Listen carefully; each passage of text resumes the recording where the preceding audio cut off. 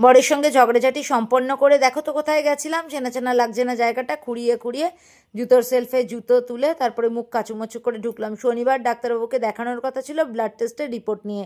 আমি তো বেশি জ্ঞানী, সেই জন্য খুঁড়িয়ে খুঁড়িয়ে উঠে আজকে রিপোর্ট নিয়ে আবার নেমে বসতে না বসতেই ডাক্তারবাবুর কাছে ঢুকলাম। 8 নম্বরে নাম লেখা ছিল। একটু বকাও খেলাম সঠিক সময় দেখাতে যায়নি বলে। ভিটামিন ডিটা একটু বেশি পরিমাণেই কমে গেছে। প্রত্যেক সপ্তাহে একটা করে 4 সপ্তাহ একটা ইঞ্জেকশন নিতে বলেছেন। ইঞ্জেকশনটা নিলাম মুখ কাচুমাচু করে।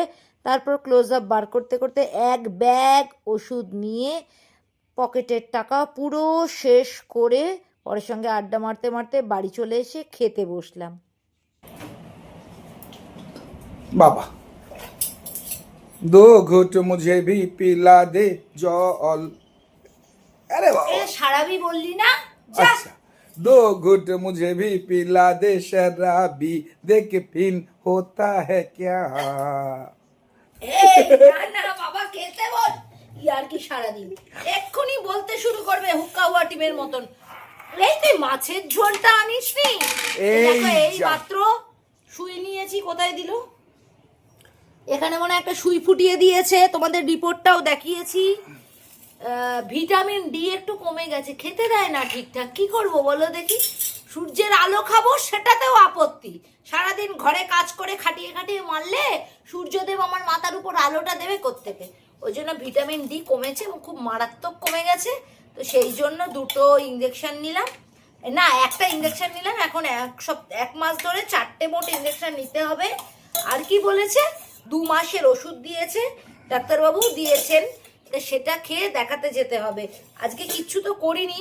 দেখো এই যে লাল শাক, আদেও লাল কিনা আমি জানি না। আর মেয়েকে টিফিনে পাঠিয়েছিলাম, সেই তরকারি একটু রয়েছে, সেই একটু তরকারি দিয়ে খাবো। পজ কর তারপর একটা দেখাচ্ছি।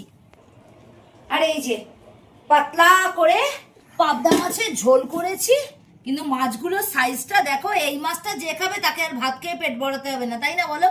এই দিয়ে এবার খেতে শুরু করি। আজকে একটু দেরিও হয়ে গেল, সব কাজকর্ম সেরে শুই টুই নিয়ে আস্তে আস্তে চলো খাই। এই লাল শাকটা না গো লাল আছে, এই ভাতটা দেখা না গো লাল হয়েছে। আমি তো ভেবেছিলাম লয়ের জায়গায় বিয়ের ব্যবহার করবো নাকি, বুঝতে পারছিলাম না। না লাল শাক।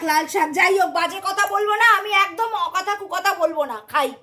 দেখলে আমি বললাম না যে এটা লাল শাক, আর তুই বললি আমি খেতে দিই না। তুই নিজেই দেখালি অত বড় পাবদা, লাল শাক, বাঁধাকপির তরকারি। আর তোর দর্শকরাই তোকে ভালো ভাবলো না খারাপ ভাবলো, তাদের ব্যাপার। প্রত্যেকদিন কাড়াকাড়ি করে খেয়ে নেয় আর মিথ্যা কথা বলছে।